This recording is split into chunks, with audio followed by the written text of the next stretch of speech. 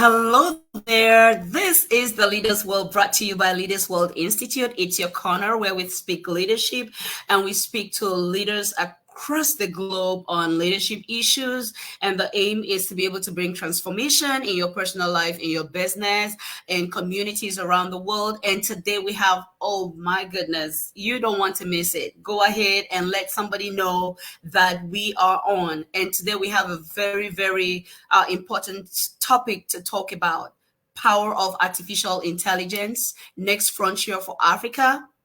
You heard a lot about AI. I heard a lot about AI. I was like, you know what? How about we have a conversation on AI today? So that is why we are here. And the first person that we'll be seeing today is Dr. Joybert.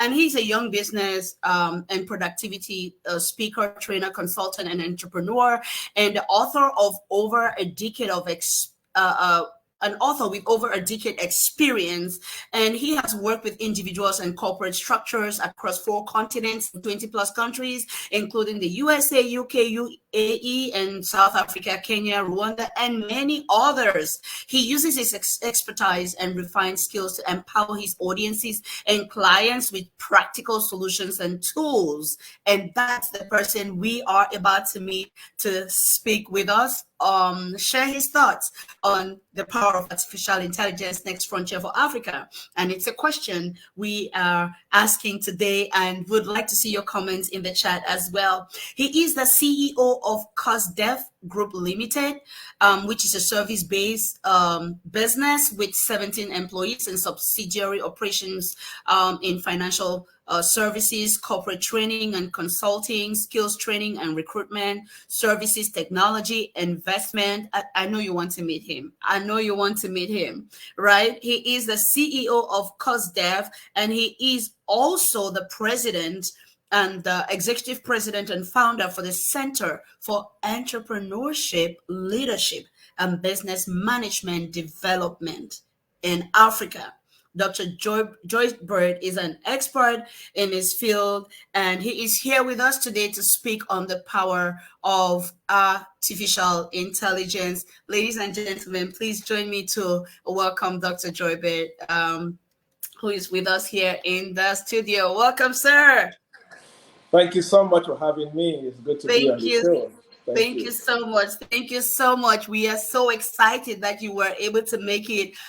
We know your schedule is tight. We know you are busy, and you were able to say yes to us. And we are like, yes, yes, yes. Thank you so much for being here. And with us as well, we have with us Rafa Ayuk.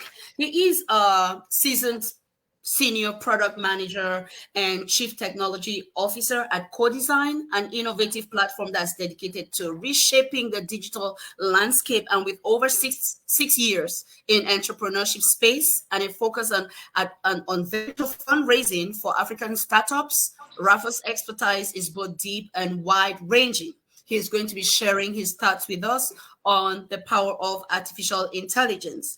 An entrepreneur from the young age of 16, he has demonstrated a track record of success, scaled a business to a remarkable 20,000 MRR, and successfully raised over 5 million in financing for various business and non-profit endeavors. His footprint in the global and digital landscape has been felt, spanning USA, France, and multiple African countries.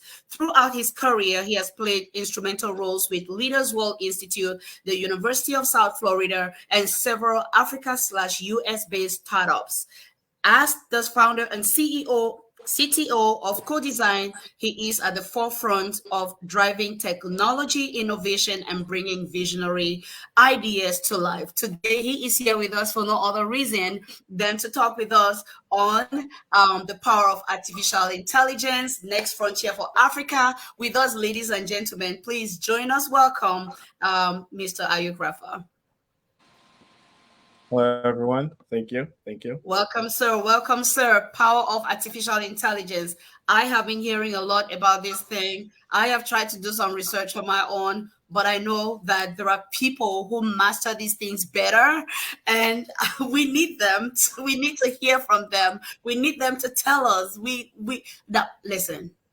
share this, okay? Let your friends know that this conversation is going on, and let us know the questions that you have in the comments. With us as well is Mr. Ari Bate, and he is a Cameroonian entrepreneur, author, and journalist. Over the past 5 years, he has built a combined following of 77,000 plus entrepreneurs as Cameroon's leading internet entrepreneur who has been featured on BBC, British Council, Fox, NBC, and CBS. He grew famous for his work on social media and for building a community for entrepreneurs and career persons across Africa, where he constantly shares his journey. Ari has a popular story for dropping out of the university and moving from an inconsistent $9 feeding allowance to starting RAB Media, which is an online business he began during the moments of a deep political crisis in his student room using a phone, a laptop his elder brother had gifted him. There is so much more we can talk about this personality we have with us here. He has earned several awards and achievements with the British Council and other global leadership organizations, even at the Oxford University, Michigan State University. He's been keynote speaker at the Galen Symposium in Switzerland. Ladies and gentlemen, there is so much more we could talk about, but I know you're like, can we just meet him? Yes, you can. So please join me. Welcome to the show today, Mr. Ari Bate. You are welcome, sir. Yay. Yes, yes, yes. Hello, Leaders World, and hello, Mommy Susan. Thank you for having me today. Are you going to let everybody know how old I am now? Really? I knew you were going to say that. Yes, sir. Yes, sir. I'm so excited to have you guys. And this panel was carefully chosen. This panel was sincerely carefully chosen because we believe in the promise of the future. And we know that the youth are the promise of the future. Today we are talking power of artificial intelligence, next frontier for Africa. So that already tells us that our focus is going to be around Africa in this conversation. And as before we delve into some deeper things, what's all these buzz and AI and stuff? Is it something that has existed for a long time, or is it just some of us are just getting to know it now? And what it is all about? Let's start with you, Mr. Ari. Right. So the simplest way that I could explain this, well, for those who don't maybe have a general idea of it. So in the early maybe 70s, there was what we call the Industrial Revolution, right?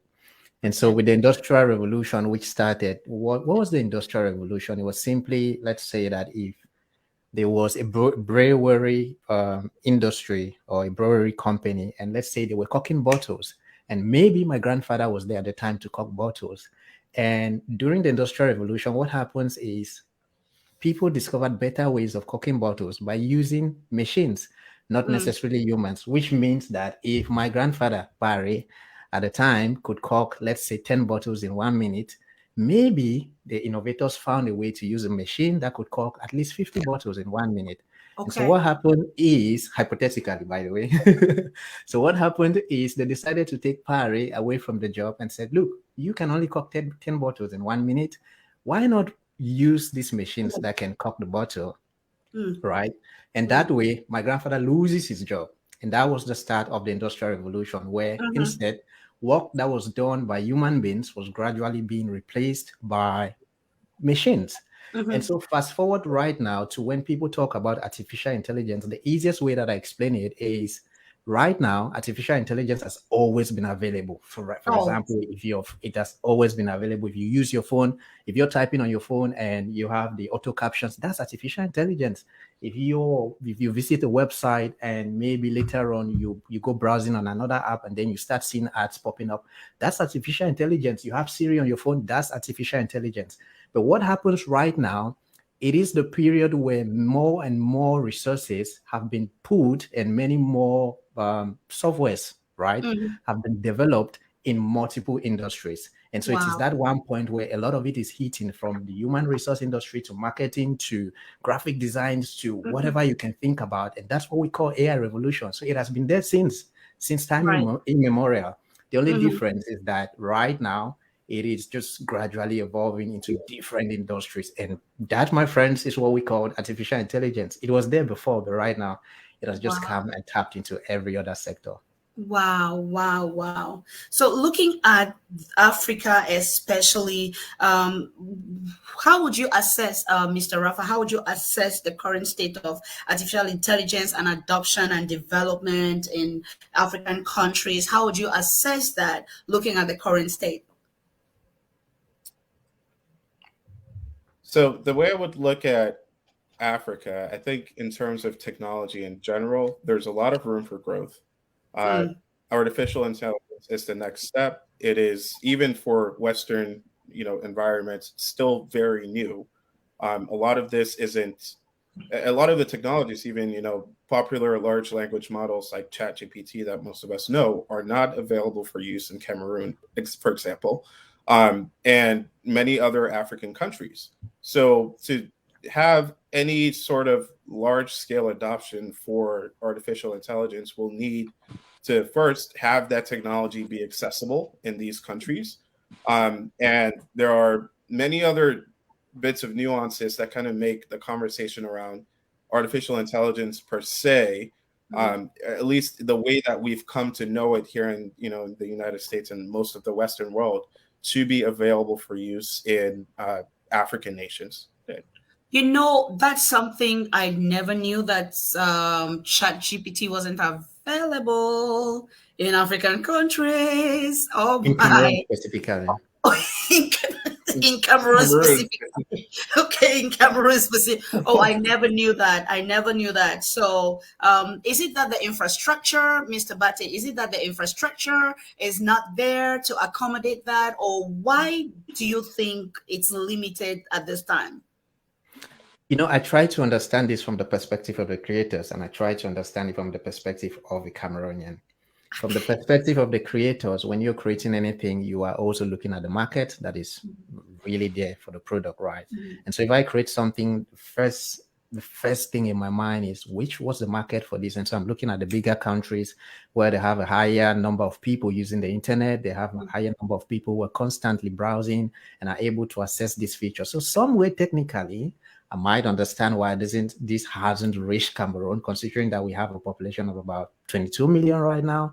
And from that 22 million, you wouldn't say up to half of the people are constantly using the internet and can be able to pump these organizations with a good market and economy.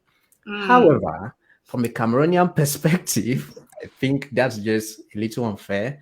We have an industry that is growing. We have people like Joybird. We have a lot of people who are getting access to the internet, who are raising our voice. And I kind of see it from two perspectives. I'm in the middle, because I look at it from the business side. As a business person, I want to reach out to the market, but also from a Cameroonian side, I'm like, we need this available in Cameroon. However, I wrote to the customer service hoping that my one voice makes a difference or something. I just wrote and say, hey, we need this in Cameroon, or we well, now that you know, all the Africans in the diaspora, verify, do you have ChatGPT in your countries? If you don't have it, can we all add this one, add our voices to this one voice, so we have many voices? Yeah, so they can know we also know about it, and we want to use it, and we believe that it's going to do the global good if we also get involved. And let's come to Dr. Joybird. Tell us about what you think would be some of the great opportunities that we might be open to as a continent, as an African continent, with the use of artificial intelligence. Doctor?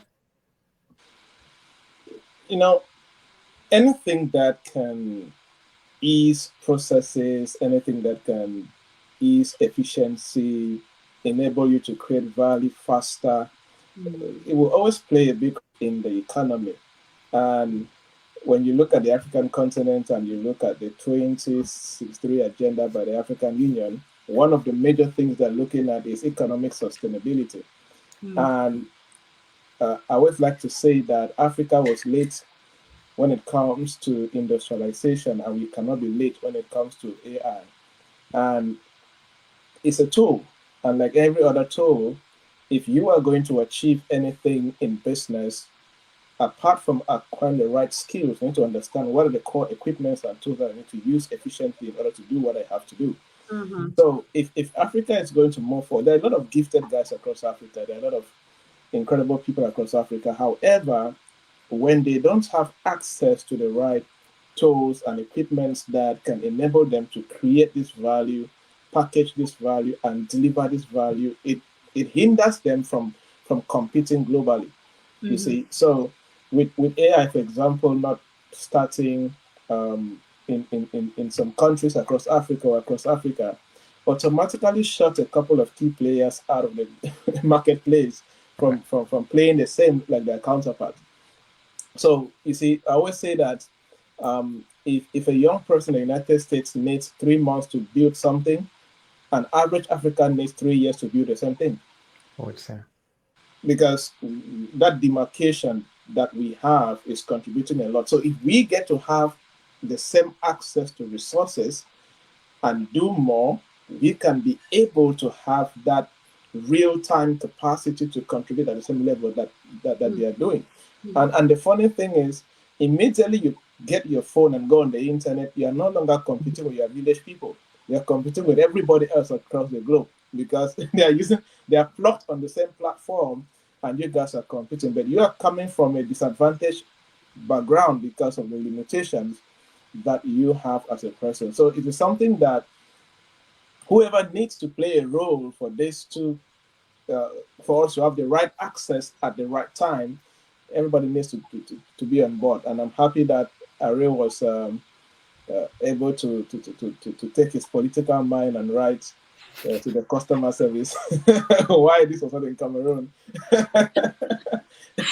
when we started. So yeah, it's something critical, and we need to look at it. Right. And I happen to be an advisory board member of the Blockchain Association in Cameroon, and there's some discussions that we are taking to the government and to the various ministries that, look, I don't know what you guys are going to do, but you need to play a part when it comes to policy and governance, so that we are not caught out from these kind of innovations that we need to be part of, so we can contribute and create things that can benefit the country and the continent. Beautiful. Thank you so much for that elaborate contribution. That open is an eye opener to just help us to see that this is not something we are going to run away from. Like, we are all in it, and we need to be in it. And Mr. Rafa, I'm looking at what could be some potential maybe risk factors as far as Africa as a continent, with AI intelligence, and do we stand any risks, or is all what we are we like just going to gain by having it, or do we stand any potential risk factors with the adoption of AI in our industries? I think the general risk factors for AI adoption in Africa or on the African continent would be generally the same as AI adoption in the rest of the world. But the issue with just how far, or with the issue with just how far behind Africa is with the type of technology, it's at a point where if it was available, it would be far more beneficial than it would be harmful, at least at this point in time. And then as it begins to evolve, as the technologies accelerate, as that data even becomes more available, then some of those risks could start showing up. But as of this moment, if it was available, there is the upside to it makes the risk worth it, or almost insignificant, if I could even say that. And what are some of those upsides that you are mentioning? What are some of those upsides to the use of it for the continent? Well, the way I look at it, artificial intelligence as we know it is more or less a byproduct. possibility for artificial intelligence to exist is the data that it is modeled after. It's the data that it's built on. Without the availability or the access, of that data, there's nothing to build the models on. But as of this point in time, if all that data is made available, it's made accessible to. Can you guys hear me? Okay? Oh. Yes. Or am I okay now? It was all of us being disconnected for a while, and you were saying something really important. Can you say it all over again, please, about like the upsides? Oh, yeah. So I was saying that I think artificial intelligence as we know it is a byproduct. And what is it a byproduct of? It's a byproduct of the massive amounts of information that's being collected on people on every day. That information is used to train these AI models that's now being served as another product that people can use and consume and interact with.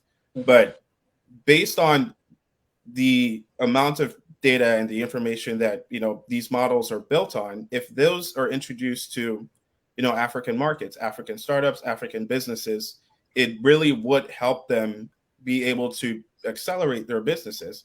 There are a lot of the products that even I use on a day-to-day basis have now introduced some AI element to it, right? AI writers, AI this, AI data interpretation or manipulation here and there.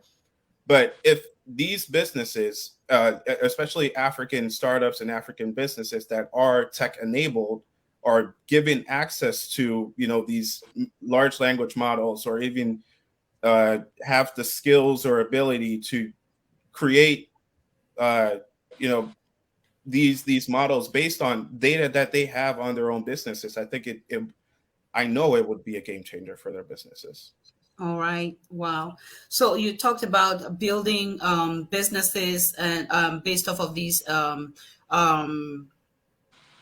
large amounts of data from AI and all of that. And I'm thinking, Mr. Ari, what are some industries that would largely gain from the adoption of AI into those industries in Africa? Any ideas?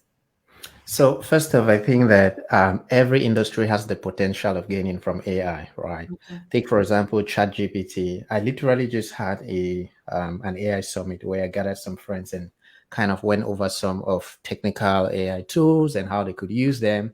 And I said to them, look, for example, with ChatGPT, I said, look, you could take a script and write from ChatGPT. Hey, ChatGPT, I need you to write me a script on how to be fearless in the times of adversity. And you take that same script, you take it into, let's say, a video platform like InVideo or whatever, another AI tool. I will not bore you with all the details.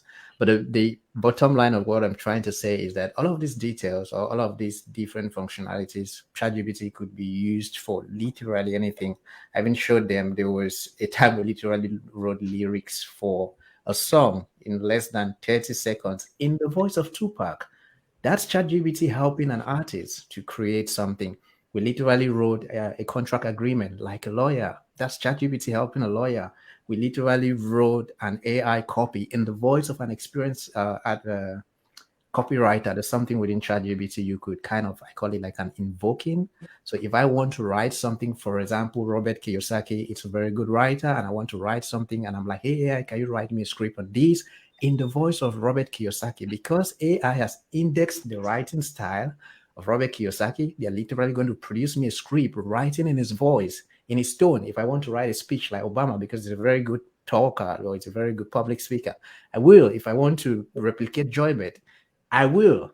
That's the all-powerful effect. So every industry can benefit from it. And just like Raphael said, I kind of think of AI from, it's just like relationships, right? Sometimes you get into a relationship with multiple people. Joybet is the married person, I know. It's okay, but let me talk about marriage now. Sometimes you get into a relationship with people, you're not literally looking, not everyone is perfect, but you're looking for the person whom you can accommodate.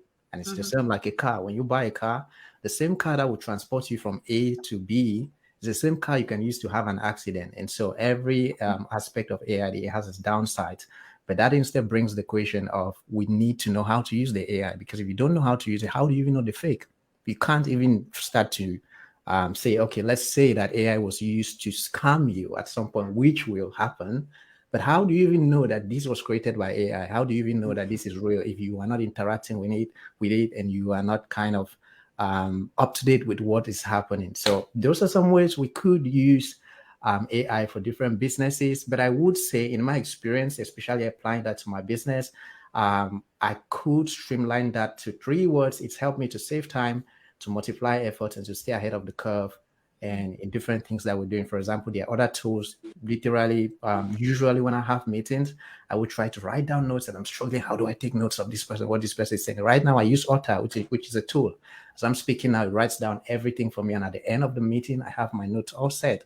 If I want to take this very interview we're doing right now, I want to transcribe that and use that for my emails or something that I said that's so inspirational, I'll use Otter and I translate this. I record a video, and in the video, I was kind of sharing Nugget, and I was like, okay, let's use this for my email, please. And I just sent my assistant. I'm like, hey, use Otter, transcribe this into words, and I need you to just rewrite it in my voice or just edit it so that it has our flair. And it literally took less than 30 minutes. And so every industry, the bottom line of what I'm trying to say in a nutshell is every industry can benefit from AI, from an artist, to a bricklayer, to a cook. Ask ChatGPT how to cook eru. I literally asked it and it told me.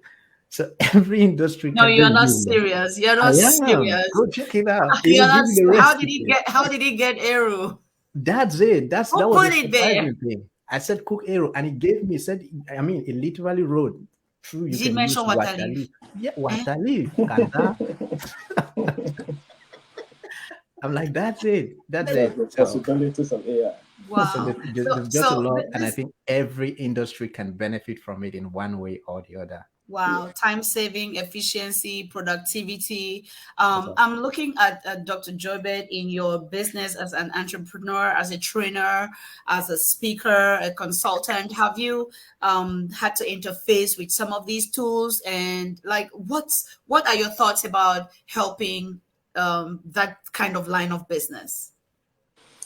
Yeah, I mean, we have used AI. We have recommended different AI tools to different business institutions, and we have seen a lot more being done by these institutions, more than they used to do in the past. And it is something that, some people get to be afraid that AI will take away jobs, but I prefer to agree with the philosophy that people who know how to use AI will take away the jobs of people who don't know how to use AI. And that is what will be happening. So AI is the same like money. Money is a tool, use it. AI is a tool, use it, right? So, and we work very hard to see especially across the African continent. And sometimes that is the little blessing of COVID-19, in quote, blessing in quote, because COVID-19 pushed businesses and institutions to adopt technology faster than it was supposed to be. Research actually proves that if not of COVID-19, there are certain things that some companies are doing across Africa and they should have started doing it by 2025. But COVID-19 came and pushed them, put them under pressure to adopt many of these things. Mm-hmm. And that is the same with AI or what is happening. So what we are working on is encouraging our clients to start thinking, what can you do as far as AI is concerned? What can you automate? What can you improve? What is slowing you down, and how can AI help you to do that? And that becomes important. And just to circle back to what Rafa said, he mentioned something very important about data, and which is one of the biggest challenges we are facing when talking about AI in Africa, because AI depends on data. And one of the biggest challenges that data is showing forth in terms of AI is data fragmentation. Africa is heavily fragmented when it comes to data, where data is stored in different places and not being kept together, or what you can call data interoperability, where data is stored in different systems. For example, I will take two primary examples. Microfinance sectors in Africa, you see a microfinance having 10 branches, and all these 10 branches have independent data centers in their various. So it makes it difficult, to make good use of AI. Or you, back in Cameroon, you see our government schools. If there are 1,000 government schools, none of them is linked to one central server anywhere where you can get inside and get certain data for students. So this kind of fragmentation is negatively affecting how much we can use as far as AI is concerned. But again, these are some infrastructures and some key points that the big brothers up there in government need to start thinking about to make sure that they are creating the policies and the platforms that can make this happen. If not, we will keep pushing in the private sector, do this with AI, do this with technology. But at some point, we will always hit the ceiling. We will always face that challenge on helping our clients to make the highest use, maximum use of these amazing technologies that different creators have created for the marketplace. So we are promoting it, but more can be done when you begin to compare what counterparts in other countries are doing, what we can do back home. There's a big gap. There's a big gap, right? Thank you so much for sharing that, Mr. Rafa. We know that startups and entrepreneurs, they often drive innovations, and I'm just wondering, like we have been looking at this whole AI adoption and AI revolution thing, and we are agreeing that there is a lot of work to do in terms of catching up with the rest of the world in most parts of the African continent. I don't know, did I say it right? That most parts? I did not do the research.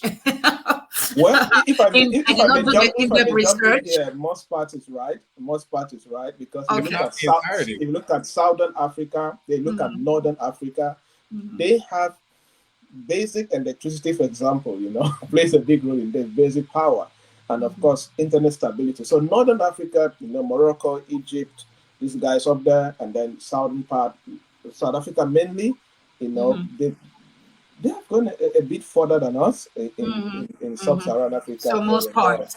Most parts. So, but what are some of the systems that could be put in place to encourage the adoption of the use of artificial intelligence in our systems, in our industries? Is it policies? Is it infrastructure? Like what could be done? I'm looking at, do we have a solution? Do we even have a way out? Do we have possibilities that are at our doorsteps that we could start with? Like they say, the journey of 1,000 miles begin with the step. Do we have any step we can take in the right direction? I'm going to actually take this question through to Mr. Rafa and then Mr. Array and Dr. Joybet as well, because, hey, I don't have the answers, sincerely. And we just think that your combined thoughts are going to help us gain a lot of light, Mr. Rafa. That's a big ask, honestly, to solve the technology issue for most African countries, and for personally, I can speak mostly for Western Africa and a lot of Francophone Africa. It would have to begin with getting support from governments.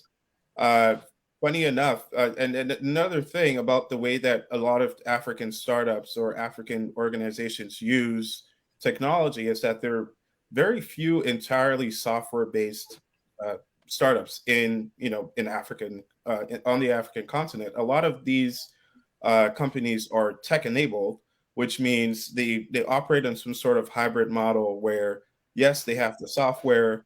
Say they're, I don't know, a telecommunications company. Yes, they have, their software aspects of it, but they have stores everywhere. They have merchants everywhere. They have individual, more or less brokers of their service or their software. So that's one thing, but also it would really have to begin from the top, right? Getting the governments to kind of have a forward-thinking mindset when it comes to technology. And a lot of these African countries are making progress towards that. But it would really need to.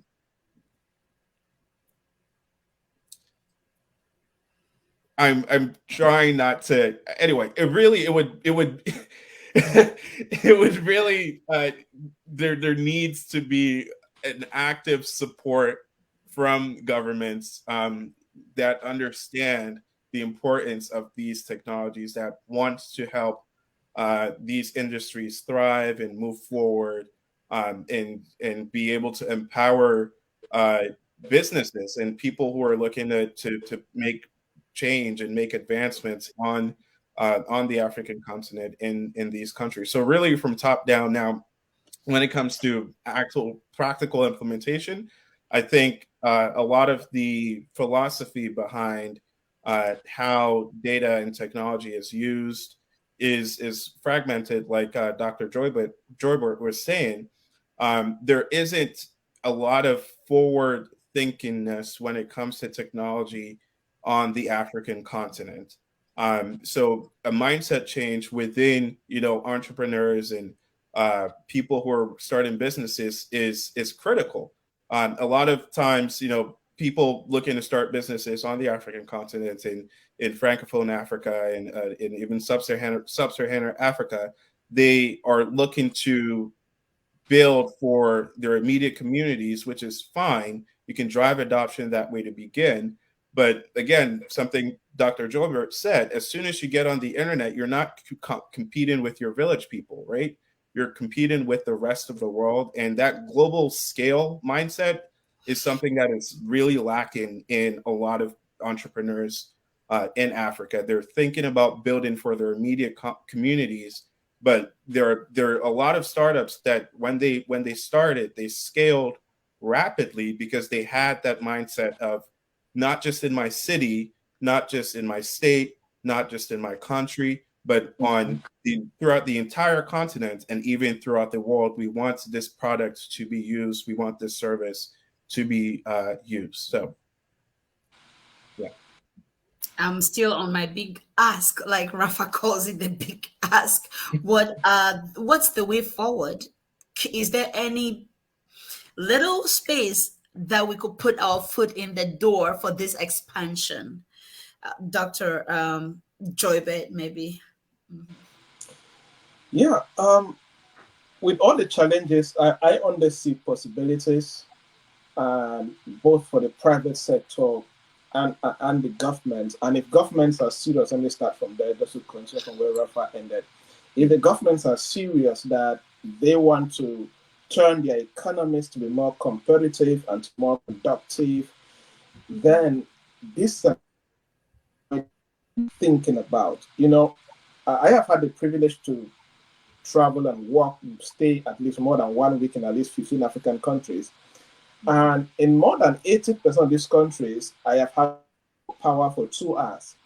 Now, for 2 hours, somebody can write a complete book. You had power for 2 hours, or power was off for 2 hours? Power off was off for 2 hours. Like within a period, power was off for 2 hours.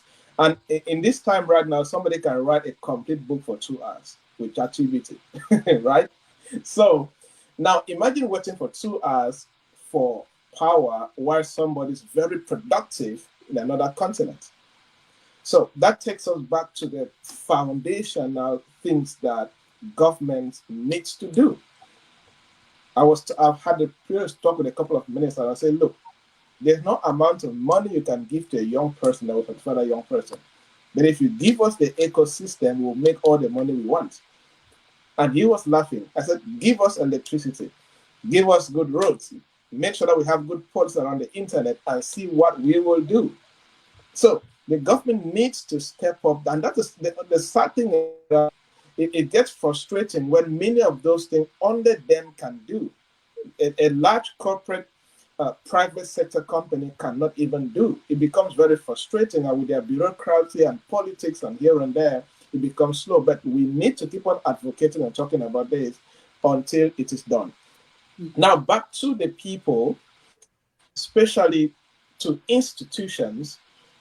I had the privilege to talk to some private sector university owners a few weeks ago in Cameroon, and I said, if you are running a marketing department in this 2023 and you have not added courses or models on how to create videos that can go viral on TikTok and YouTube and social media platforms, you are not training young people right as far as marketing is concerned. I said, Right. if you run a banking and finance department or faculty and you don't have a fintech course or blockchain technology course or cryptocurrency, whatever, you are not preparing them right for the marketplace. And I said, if you are not thinking of how you can lay the foundation in all departments on how young people can start thinking of how they can use their ideas and relate to AI, you are not preparing them right for the marketplace. So what am I trying to say? For institutions are the infrastructures that will prepare the human capital for this new revolution that is happening, because very few people have access to online platforms where they can learn these things on their own. And our people are not very proactive and have that growth mindset where they can, take steps ahead to begin to learn certain key things. However, we understand traditional institutions and we respect them. So if universities and higher educational platforms, why not churches, Bible schools, whatever, as long as it's a place where you can teach people, we need to start thinking of these things. How can we incorporate these things and use those platforms to open the minds of the people, let them begin to see and understand and how they can leverage on these things to do more. And if we begin to do this, the one good thing is it can start opening up some holes for pressure, because when more citizens have access to certain things or start talking about it, the government also hears and listens, and it can prompt them, because sometimes the government thinks in terms of taxes. So maybe if we do this more, we are going to make more money through taxes if they create more businesses in this area. You see, so all of these areas play a big role. And again, as I said, there are opportunities. I mean, somebody like Array was already making money from AI summits. So universities can start making money from AI master classes, AI short courses, whatever that they can do.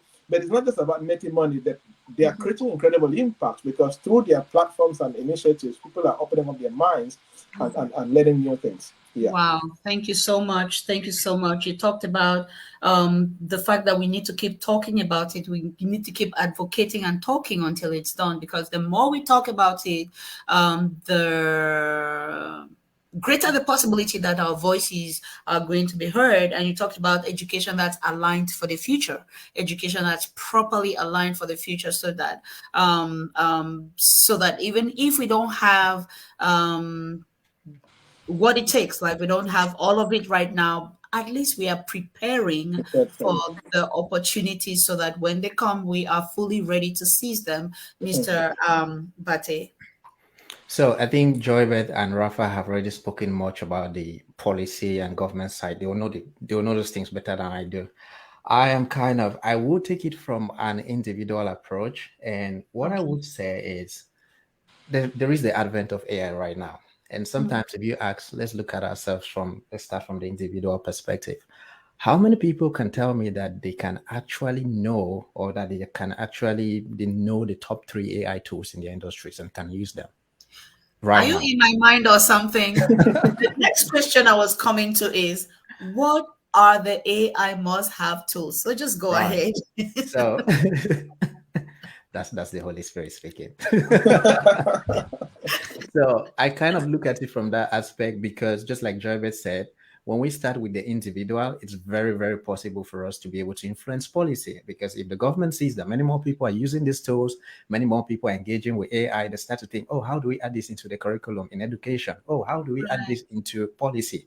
How do we allow local governments to start to implement this? How do we even add this to road signs, police departments, and all of that? But how many people right now at this boarding stage, how many people can say they know the top 3 tools for AI in their industries? It's interesting, because there's Joybeth talked about the AI summit. There's this friend who attended the summit, And at the end of it, she literally sent me a message just this week, and she said she's so grateful because she attended the summit and literally had the opportunity to write an article for a Vatican magazine. And she was asking herself, oh my God, how do I rush into this? How do I produce an article? She remembered that I taught something on that. She went back to the videos and wrote the article. And 2 weeks later, her article has been published in one of the biggest magazines for the Catholic Church in the entire world.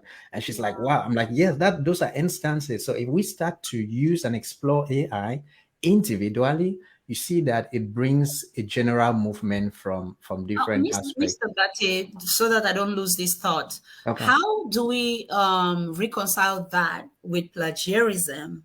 You know, using those tools, how do we reconcile that with the fact that there is something called plagiarism?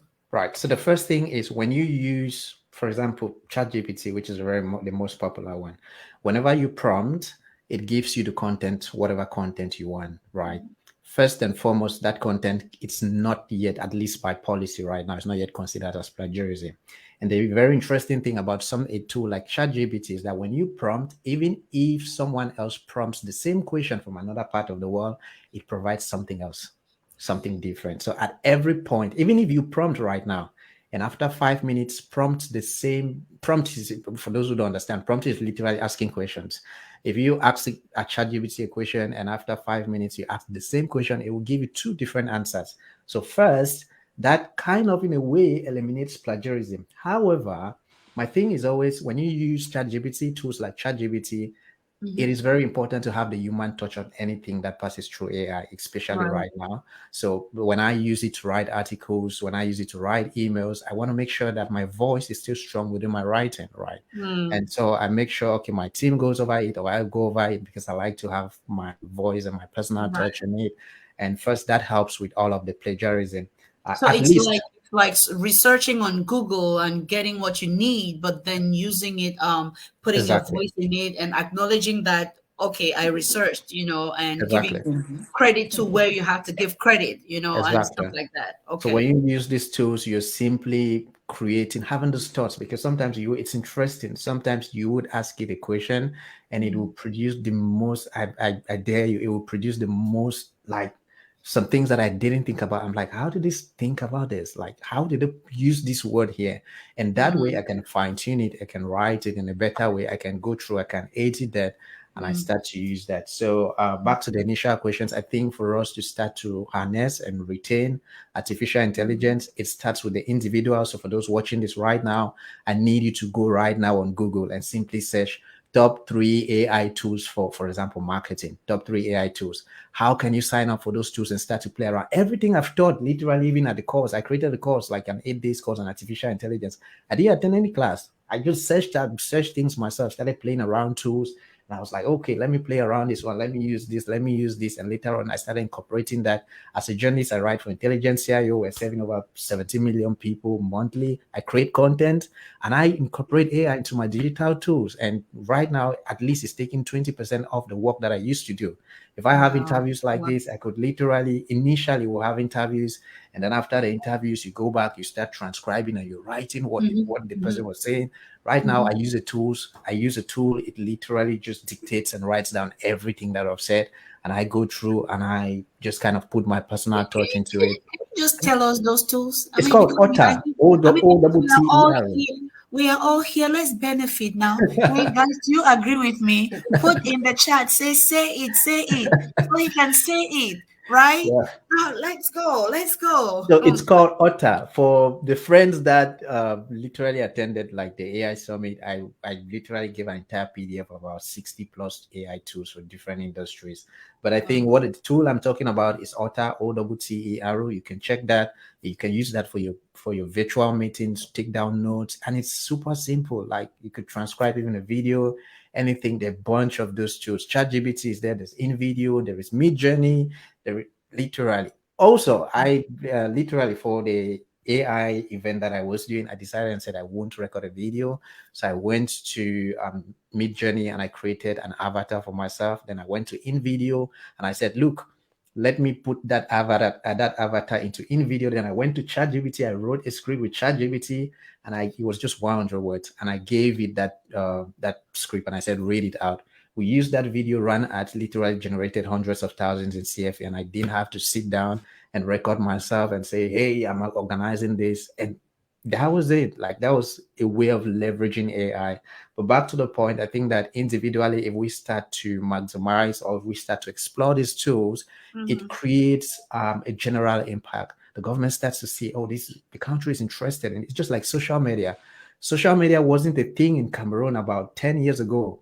But when youth started to use it, especially going back to the Anglophone crisis, and when it began to uproar, the government now thought about it. Oh, we have to start creating government pages and updating them. We have to start putting press releases on the internet. We have to start using the social media as our propaganda tool, if it has to be that way. We have to even create factions. And I would say it right now, I dare to say it right now. The government has arms that literally check every other thing on social media without we knowing it. They do, because they recognize the power of social media right now. And so I think that when we start individually, it creates a collective action. And just like Joybet and Rafa have talked on the policy side, I think that that helps anyone out there to start exploring. This is so instructive, and this is such a beautiful conversation. And I'm thinking about deepfakes. I'm thinking about deepfakes and what's up with that, and is there any way around this? What should we be watching out for? What are deepfakes, by the way, Rafa? Deepfakes are, well, generally, deepfakes are caricatures of person's likeliness. That's the way that I would put it. They are generally, they show up as images or videos. The technology has gotten infinitely better by leaps and bounds over the past year or two. It's really gotten very good. Is there anything we should be concerned about? Is that anything we should be concerned about, Dr. Joybet? Yeah, anything that is fake, we should be concerned about it. Fake content. And how can we watch out? How can we know the real? Did you say fake prophets? Did you have to bring prophets in this? Did you really? So how can we watch out against these and just not be vulnerable to these things? I spoke slightly about this, which is, to me, the foundation of it all. Personal education. Personal education. You cannot, the only way you can discover what is fake is if you know the original. Thank you. So if you don't know how the original looks like, you will always fall for the fake, you see. So the more people are educated and they are aware of these platforms and technology at large, it will be easier for them to discover, oh, this is fake. Nobody needs to tell you, you see. So, and it goes on to, let's take it to the basic cyber security. Many people do not know how to set passwords. They don't know how to just keep their email secure or their laptop secure, or mobile phone secure, even their financial apps. As basic as those things are, many people are ignorant of those things. And it is the same ignorance that they are going to carry over and over and over to more serious things. And they will start experiencing deep fakes and fake content and fake people here and there, and they will not be able to distinguish which one is right and which one is wrong. For people to be able to, because you cannot go around the world and begin to deliver people from from what do I call this now? From the desire to create fake things and make money from it. We will keep on experiencing deep fake even at the highest political level. They will keep on trying and doing their job and trying to make more money. But our job, the more people are aware and they know the original and what is good and what is not good, it's going to minimize a lot of the negative impact of deep fake. Wow. Yeah, and I think the risk to deep fakes doesn't particularly apply to well, outside of through social media. It doesn't particularly apply to the African continent. But in the Western world, especially in the United States, which I would have more context on than others, even at the political levels, as we in past and present and future political news cycles, as this technology is advancing, it's going to be weaponized. I could confidently say that it's going to be weaponized against political opponents, making it basically slandering them for whatever purpose. And what concerns me a lot about deep fakes and I guess it's part of the downsides or the drawbacks of this kind of technology within Western and more technologically advanced cultures is with everything good, there's a bad that tends to come along with it. And deepfakes have had applications within online scams, people being swindled out of their money. You could fake someone's voice, you could fake their likeliness, you could fake a lot of things.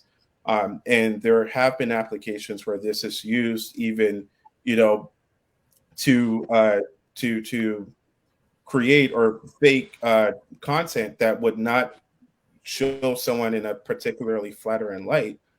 So there are a lot of concerns that I personally have around deepfakes, and I think there's also now the conversation of how this technology should be regulated, and that's another big ask, even for Western cultures and the Western world. But yeah, that's a huge concern in terms of artificial. Mr. Bate, we are talking about deepfakes, and Rafa mentioned about even in the Western world there is concerns about how these can be regulated. What are your thoughts on this whole situation? I think I would not add anything more apart from what Joybeth said. It's very important for you to familiarize yourself with the tools as well. Because let's say, for example, if we put that into context, you receive a video call from someone claiming to be array, and you do understand that with AI tools, well, when deep fakes are made, maybe the squinting of the eye is different. Okay, there is a different way. There is the eye squints. There is a different way that the mouth moves, and all of those little things. You could originally just spot and okay, this is not this is not the real array. This is not how it works, or maybe the image is blurry, or maybe there's a different kind of, they're just technical things. But how do you know if you have not at least been interacting with those tools, or at least been in the sphere, understanding what's happening? So in the most practical way, get yourself out there, start to explore tools, start to talk, start to interact with them. And that way, when something happens, you are aware of what's happening, and at least you could take necessary measures and save yourself the stress, because either ways, you're going to pay. That's the truth. You're either going to pay with your time, or you're going to pay for the mistake of not researching to know about it now that it's still budding. So it's wow. Thank you so much for coming. We've had with us Mr. Ari, the founder of Aribi Media. We've had with us the CTO for co-design, Rafa Ayuk, and Dr. Joybeth, who is a business trainer, consultant, and entrepreneur. And we've been talking about the power of artificial intelligence, and we've been asking a question: is that the next frontier for Africa? And we deliberately chose a panel for youths because we believe in the future of the continent, and there are things that we know that youths easily get their hands on, and which some of us still struggle with. And I'm sure you have noticed that from their articulation of these conversations, that they are well versed with what we've been talking about. We are at the close of our conversation. If you have a question, put it in the comments. You can rest assured these special guests will get your questions and they'll answer them. We're going to also put their websites in the comments, and you can check those so that you can link up with them and find more resources for them and get some more help with them as well. We are at the end of our conversation.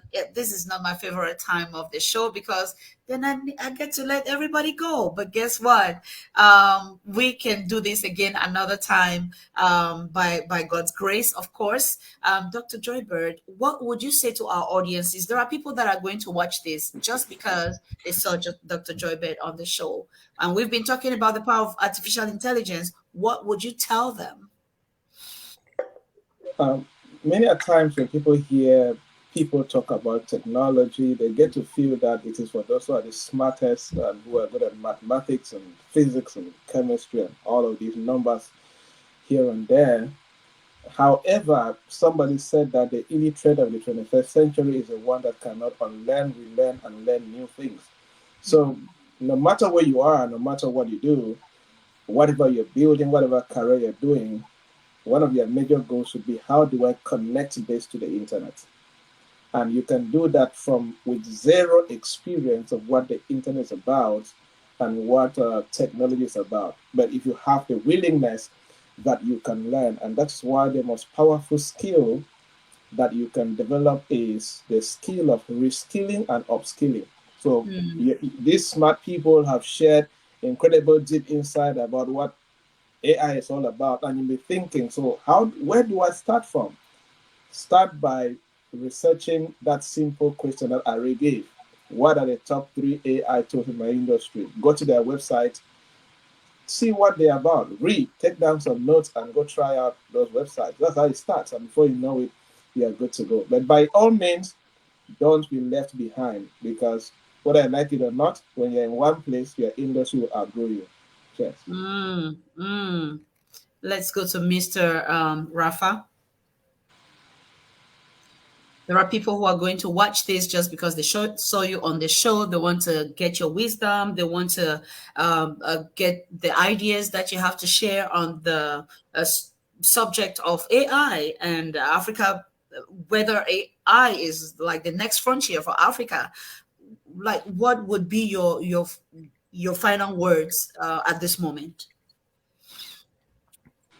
I think, and the people who would see this and recognize and want to watch it, because there are people who live on the African continent, so I would be speaking specifically to them.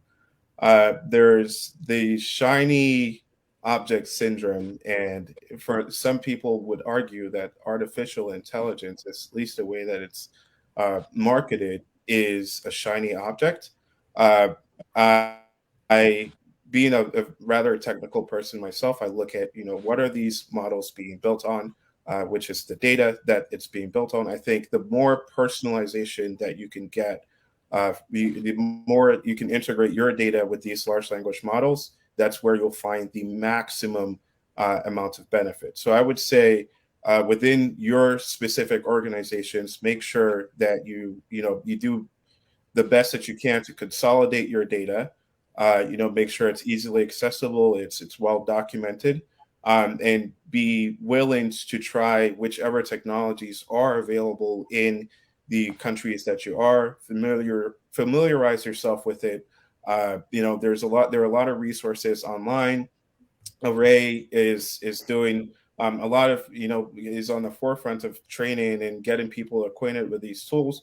Reach out to him, in all these other technologies, but it's really making sure that your organizations remain at the cutting edge of whatever technology is available for your industries, and just make sure that you're keeping your ears to the ground and staying grounded in strong technical principles that will keep will keep your organization together and allow you to scale beyond your city, beyond your state, beyond your country, beyond your continent, into the world. Thank you very much, Mr. Ari Bate, the founder of RB Media. What would be your final words? There are people that would definitely come to watch this just because they saw you on the flyer. They want to listen to you, to hear your take on these things. What would you say to them at this time as your final words? My people who watch this know, first of all, that I don't know how to speak big grammar, but I'm very practical and I like to get people's hands dirty with the work. And so just like Joybeth said, I think the very first place to start, now this is very important for anyone who is watching this, you're always going to see reels, top 10 AI tools, most recent AI tool to try this on this tool. And I would say to you, not all of those AI tools are for you. In this internet industry right now, you have to practice, you have to do something I call selective retention, meaning that I won't learn what I'm not ready to learn. I will specifically go for the things that are very important and very niche down to my industry. Because when you go out there, there's a pool of, I think the biggest problem we have right now is not that there's no knowledge, but there's a lot of knowledge and we don't know how to practice selective retention and filter what is very necessary for our growth. And so, like I said, go out there. What are the top three tools for X and X industry, marketing industry? And I want you to practically write down those top 3 tools and go and start to just create an account and play around them. When I started learning about AI, I literally did not know anything, but from gathering the tools to using them for my business, to teaching people, to incorporating that into my brand, that helped me to know more, because even the process of teaching helped me to be like, oh, okay, this is something new. I could teach here. I could do all of this. And so the first thing is you focus on your lane and the specific industry. The second thing that I would say, and I heard Gary Vee say this, and I thought this was very important to note. And he said that what I see right now in this age is that the commodity is being disrupted, but someone has to come up with the ideas, right? And these people, write this down for anyone that's listening, are called prompt engineers. Prompt engineers are the people that are going to carry the day, at least I would say. And these are very important skills to start looking at. Who are prompt engineers? Prompt engineers are simply people that will cause AI to give you the relevant information that you need. For example, if you are going to write something about 𝗂𝗿𝗿𝗿, someone needs to sit down there and confirm that this information that ChatGPT has given you is relevant to who 𝗂𝗿𝗿𝗿 is. So when you're prompting, when you're asking questions, and so the most important skill that I would say that people who are living here should go and start, like I said, someone has to prompt the AI to write a post about 𝗂𝗿𝗿𝗿 and compare it to the truth, and so that it becomes relevant to 𝗂𝗿𝗿𝗿. So ideas and creativity have gone to the bottom, and the commodity of the execution are probably going to the top, right? And so which means that for you right now watching this, if you want to learn basic skills, I would say 2 most important skills right now: learn how to ask better questions and learn how to think creatively. That's going to help you to at least get your way around. Ask better questions, how to think creatively, and most importantly, go out there, find courses, find things that are very important for your growth. Again, you want to make sure that you're niching down to what's just important to you. And I would say conclusively, the interesting thing about these tools is that when you know how to use one, you can easily use the second, because the interfaces are very similar. If you can use ChatGPT, you literally just get in and prompt inside of Midjourney. If you can use Midjourney, you literally just go into InVideo and try to create something, and it's just a continuous effort. And when you start to get your hands dirty with the work, you'd realize that gradually you know what works for your industry. And let's say that right now you are a career person and your boss walks up one day into the room and say, hey, we're going to start using this new tool. And as a business person, I can tell you, as a business person, I have 2 options for my team. It's either you're going to learn to do the work, or it sounds harsh, but we have to get someone who can do the work, right? And 2 things are going to happen. It's either you have to upskill, or I have to selfishly look for someone who is going to use that tool and bring me results to my business. Because as much as I care about you, I care about humanity. I truly do, but I care about the business as well. Right? I care about that we grow. So if you are in the business right now, if you are a career person, you're an entrepreneur, go search out these tools and start to relate with them. And most especially, like Joybeth said, start to upscale and at least learn something and write them down. I would say, but it's been an interesting conversation, and I want to thank you, Joybeth, as well, and Rafa, because I think that you guys threw more light on different perspectives. You're very political and government policy people that I do appreciate. I don't have a lot of the government and policy ideas, but it was very good to bounce off these ideas. And to the married man, congratulations, Joybeth.